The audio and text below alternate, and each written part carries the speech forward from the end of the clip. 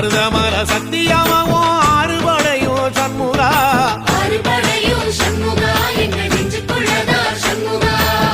தங்கரதம் ஏறி வந்து நீ எட்டி பாறையா சண்முகா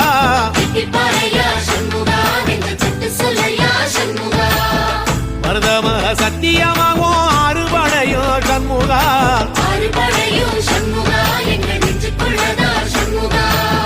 தங்கரதம் ஏறி வந்து நீ எட்டி பாறையா சண்முகா